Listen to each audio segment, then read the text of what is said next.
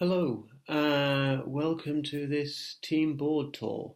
Uh, this falls under the umbrella of Xanpan. It's the first of what I think will be several videos explaining elements of my Xanpan approach to software development. My name is Allan Kelly. If you've not come across me before, I've written two big books, Changing Software Development and Business Patterns of Software Developers.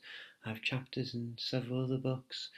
I do training, consulting, coaching, various things all under the Agile umbrella. More recently, and I've been working on this book, Xanpan, and the subject of this talk, the way I go about approaching software development, a hybrid of extreme programming and Kanban. Today I want to talk to you about team boards, visualizations, what some people call scrum boards, other people call Kanban boards. If you want to give them a fancy name, you can call them information matrices. Whatever you call them, they are usually magnetic whiteboards. Sometimes they're non-magnetic, in which case people have to use post-it notes or blue tack things to the boards, but on the whole, I recommend you use a magnetic whiteboard about 1 meter by 90 centimeters, and you can tape it up with home insulation tape or coloured masking tape as you would at home. I like to say the board is like a team's lightsaber. You know the way in the Star Wars films the Jedi Knights always have to build their own lightsaber. It's a rite of passage, and they think sure the lightsaber is the right for that Jedi. Well, I think that's the way it is with boards. You get some boards which, frankly, are rather difficult to understand if you're not on the team. But the board models the team. The board is there for the team. The team have to understand the board. So I think every team needs to design their own board. The basic flow, the standard layout of the board is kind of common to all teams. Different teams embellish it in different ways. We'll talk about some embellishments today. There's many others we could talk about, and maybe we'll talk about them in future videos.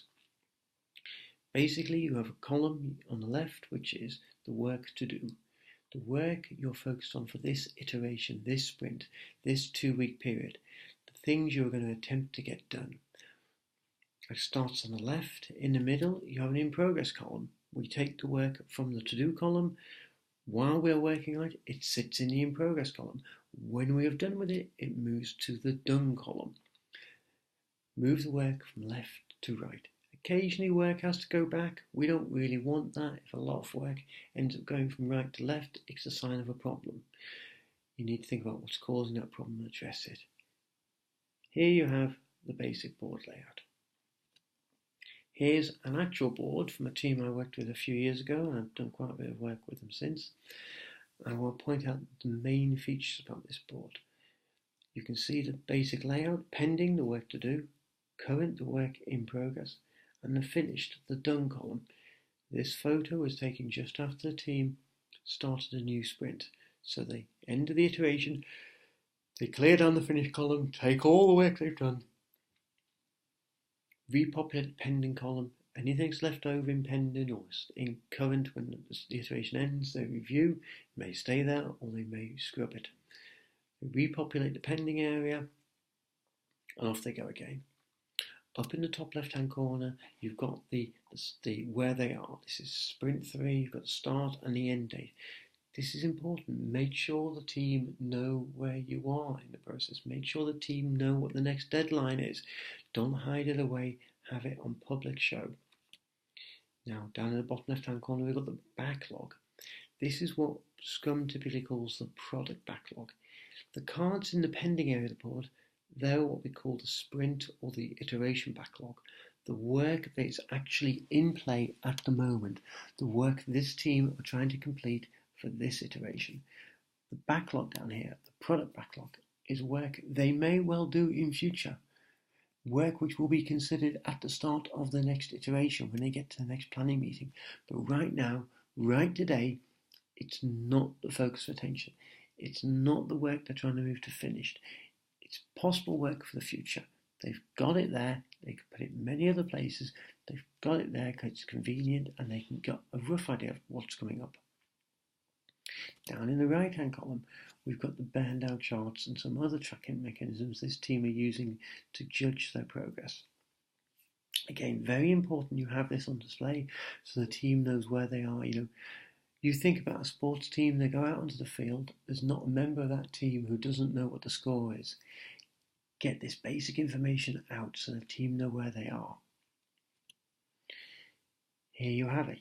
Here's the basic layout of the board. To do, in progress, done, with the extra information laid out there. Let's go back to that iteration backlog.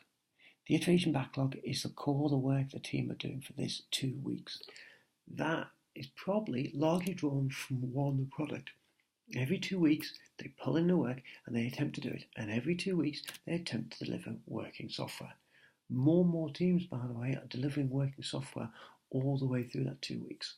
But if you've not tried doing this before, the first target you're aiming for is that every 2 weeks produce a new version of the working software.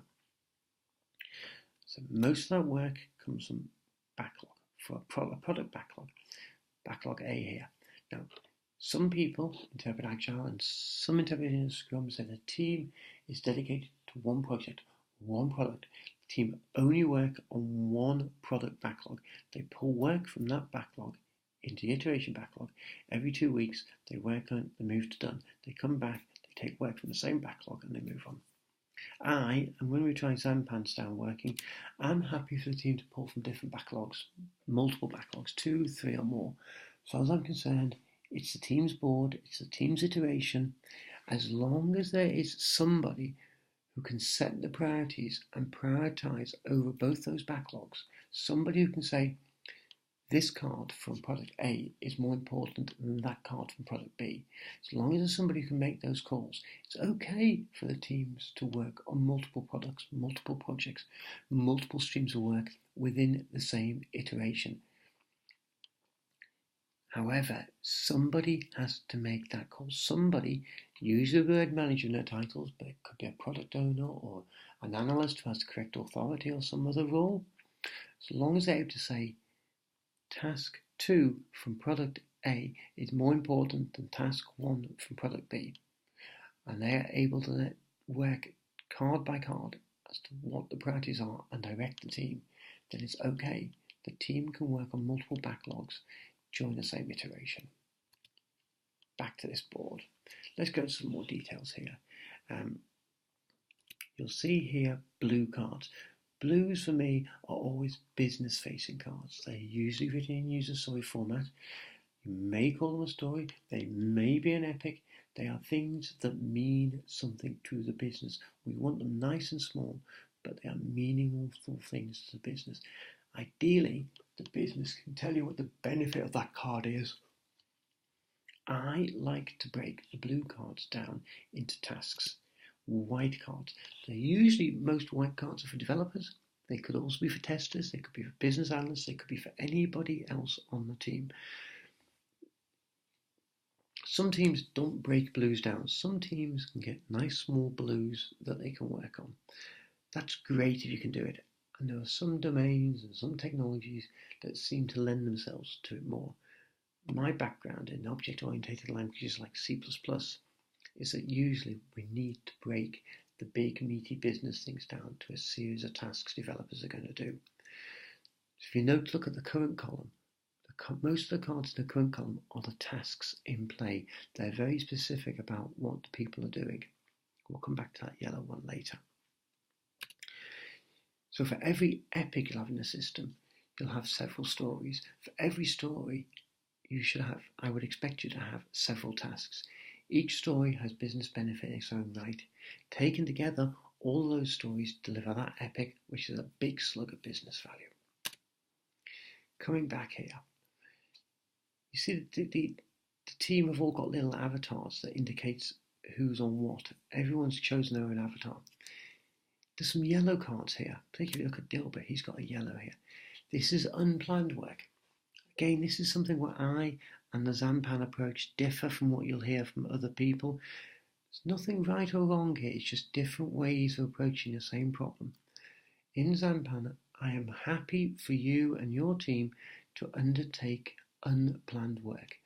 Subject unplanned is probably a video in its own right. Right now, just accept that unplanned work arises after the start of the iteration. It comes along, it's usually of a fairly urgent nature. The team need to get it done, so they write out the new piece of work on a yellow. If they have to interrupt current work, they interrupt it, as Dilbert has done here. Ideally, we'd rather the team didn't interrupt what they were doing, because that's not particularly productive. We'd rather the yellows waited a little while until we got a chance to do them.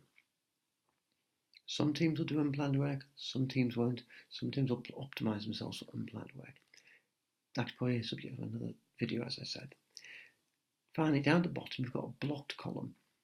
Purely coincidentally, on the day this photo was taken, all the cards in the blocked area were red cards. What's happened here is the developer has picked up a red card from the pending column, has gone to work on it. They can't progress that card because there's something outside of their control. They've moved it into blocked.